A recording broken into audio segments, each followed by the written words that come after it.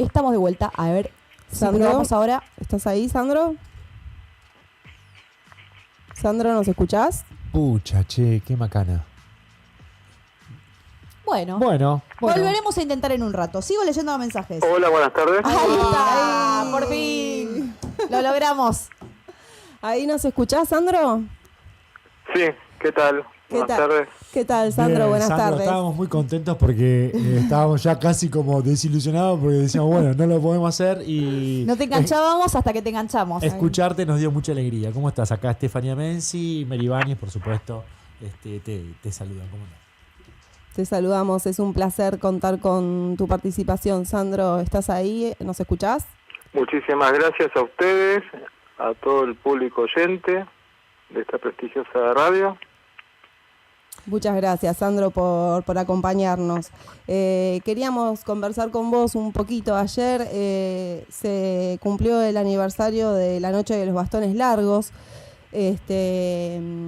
Queríamos conversar un poco con vos al respecto. Si querés contarnos un poco por qué consideras importante recordar lo que ocurrió, lo que hizo la dictadura de Onganía, que intervino las universidades, que hizo en ese suceso la dictadura y cómo podríamos vincularlo con el presente. Bueno, ante todo es una época muy especial, ¿no? Una época lamentable que vivió nuestro país. Recordemos, bueno, que el primer dictador que interviene en las universidades es José Félix Urburu. Interviene, bueno, las pocas universidades nacionales que había en 1930, ¿no? Entre ellas la Universidad de Buenos Aires. Fue muy duro, ¿no? Porque echa profesores, que eran profesores de la Universidad de Buenos Aires y de La Plata también.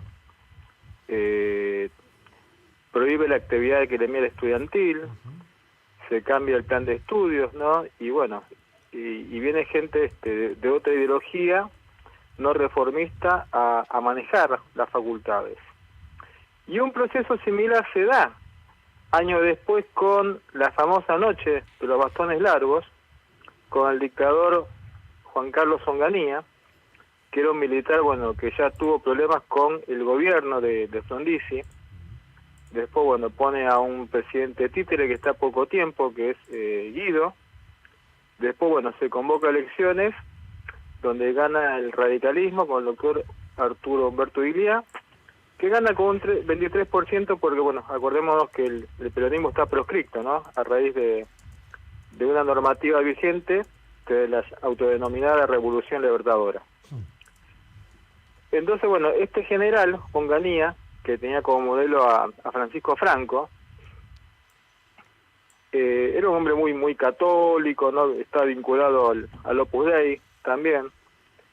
Este hombre ve un peligro en lo que es la libertad de pensamiento y lo que es precisamente las universidades.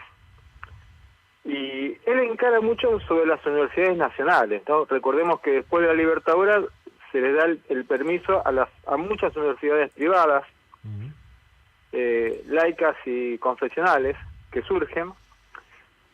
Y esto está relacionado ¿por qué? Porque cuando se interviene las universidades nacionales, como el caso de la UBA, con Onganía, estamos en un contexto de ideas autoritario.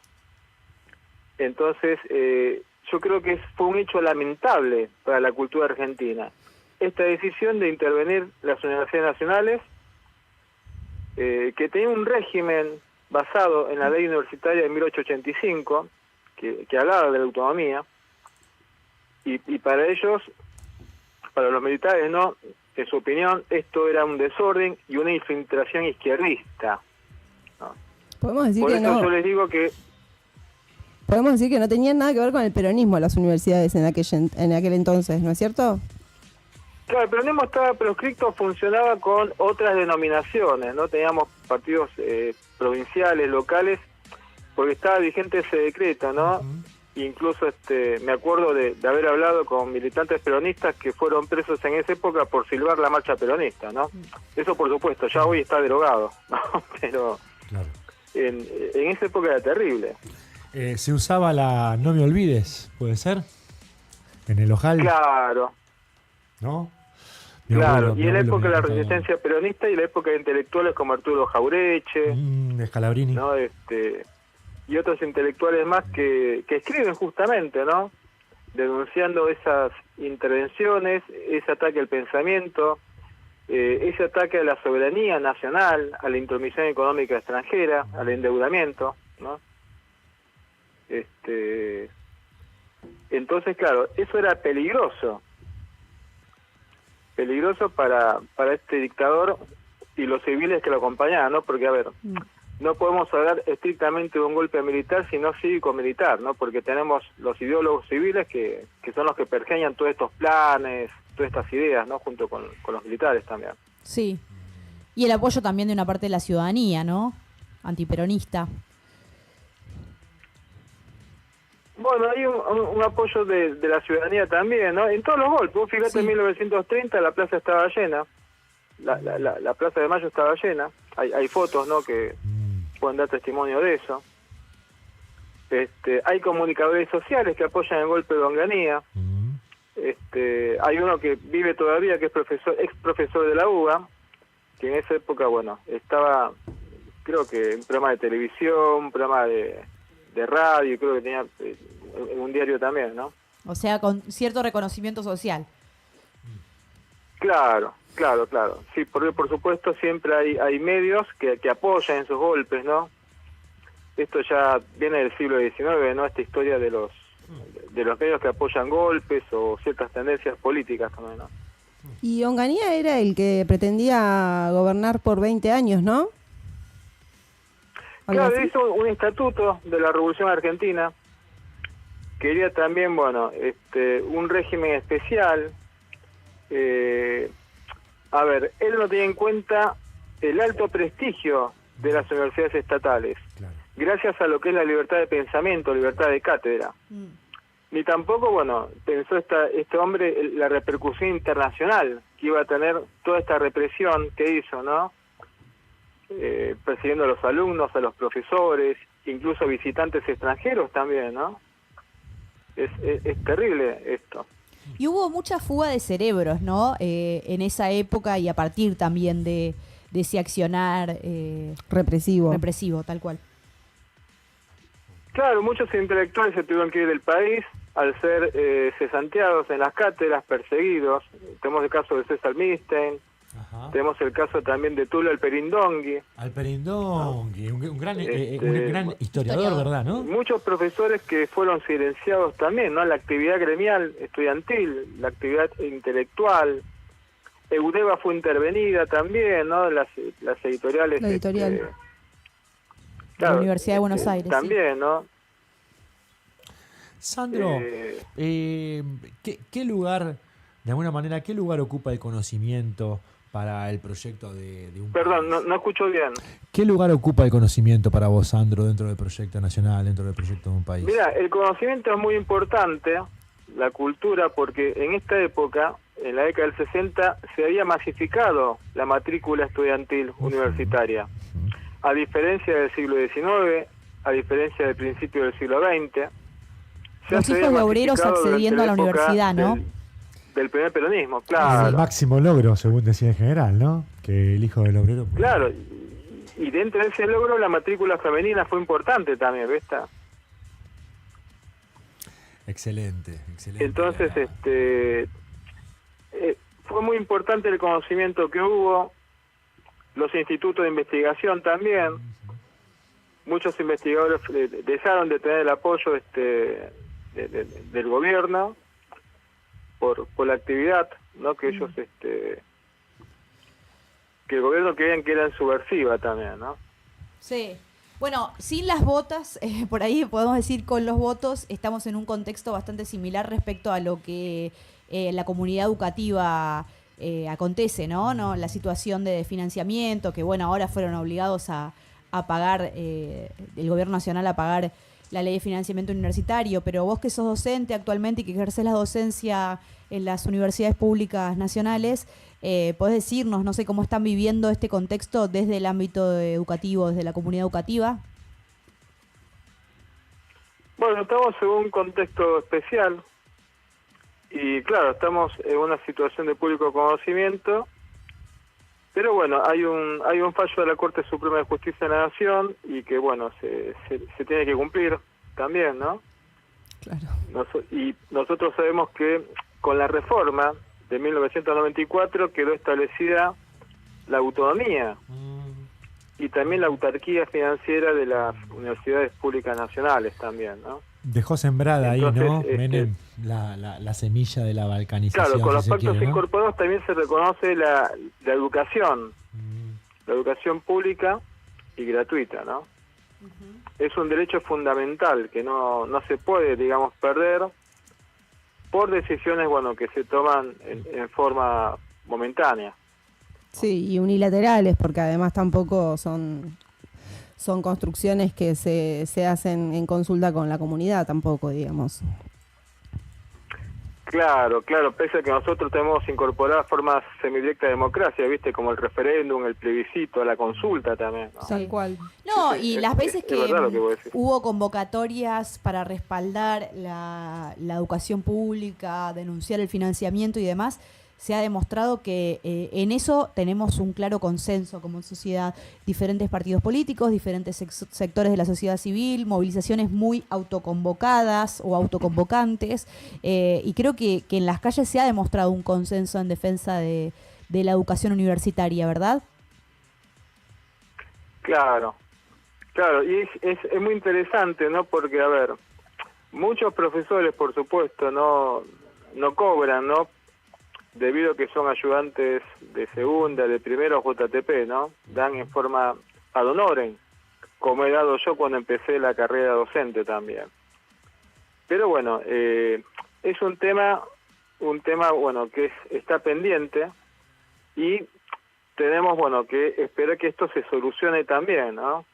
Y que lo solucionen las personas, bueno, que son nuestros representantes, ¿no? En el Congreso, como dice la Constitución, el pueblo no elige ni gobierna, sino a través de sus legítimos representantes, ¿no?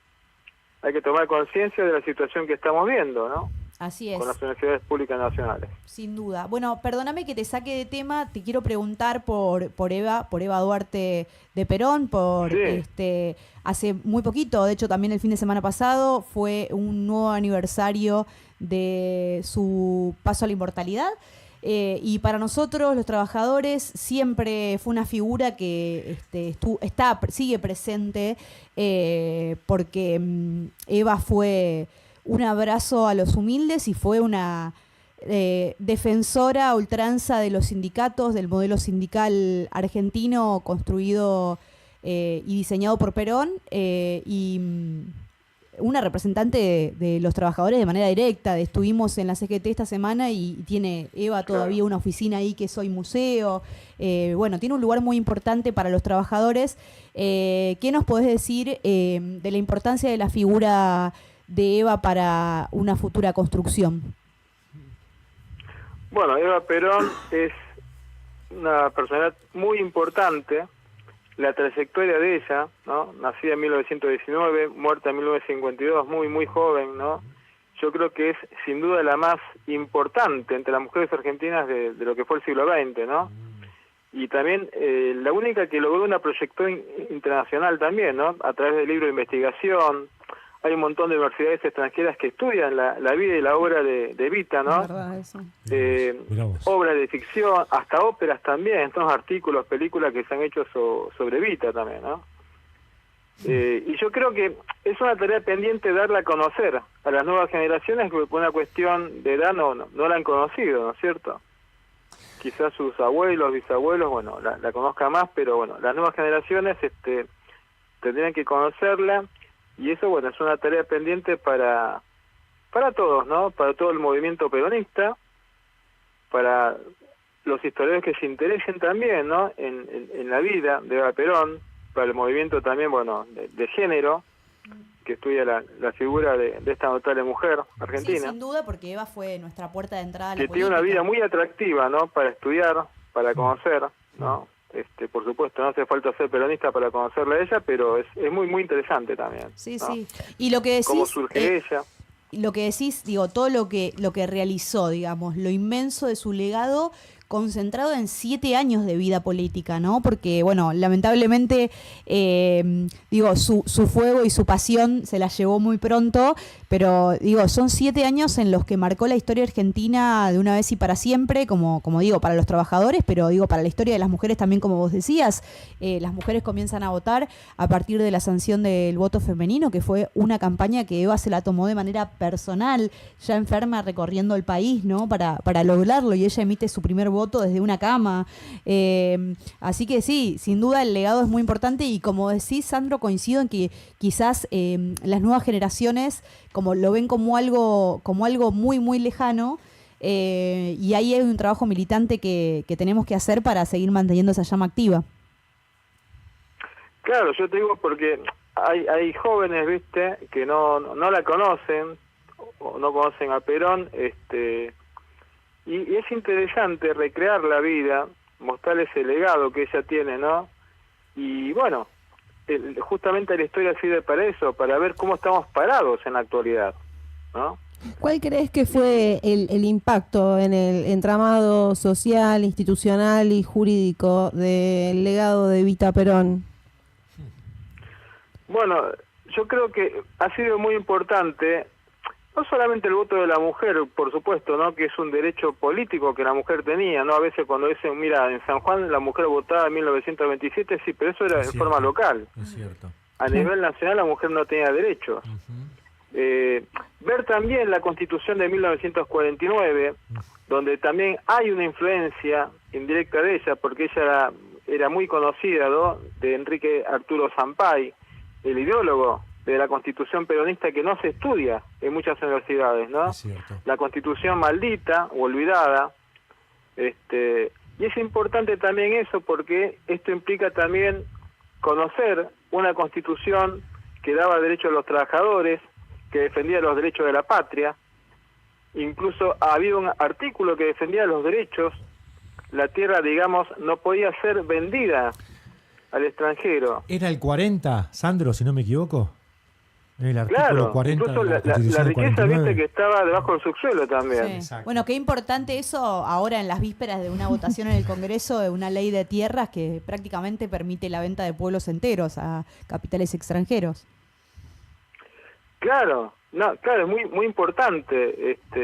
Y estamos en una época donde Evita toma mucho el mensaje, ¿no? Junto a Perón, a quien ayuda, a quien adora también, ella, ¿no? Ella es una soldado incondicional del general Perón, y justamente ella denuncia este movimiento oligárquico extranjerizante, ¿no? Que quiere ponernos de pie. Claro. ¿No? En esa época. Y me parece interesante porque hay también como un paso de la noción de beneficencia a una noción de justicia social, ¿no? De constitución de los derechos sociales, no como una cuestión de dar así porque sí, sino porque era un derecho que ella concebía como la justicia social, que era como algo reparador, pero además también como un derecho reconocido a los trabajadores, cosa que no se había reconocido hasta entonces. Claro, vos fíjate que la materia de derecho laboral no estaba en el plan de enseñanza de la Facultad de Derecho, ¿no? Hasta la década del 40. Había una materia que era legislación industrial, donde se veía más los derechos de la patronal que de los trabajadores.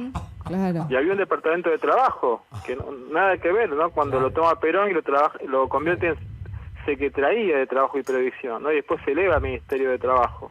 Era un simple departamento, después pasa al rango de secretaría y luego el rango de ministerial, digamos.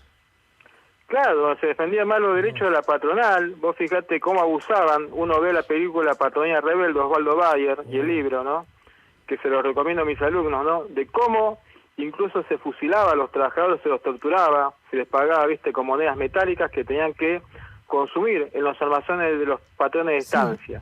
Bueno, sin ir más siglo lejos, XX, la reforma laboral establece el pago de parte del Más o salario en menos así, especies, así que Más o menos, me ¿no? parece que estamos caminando para atrás.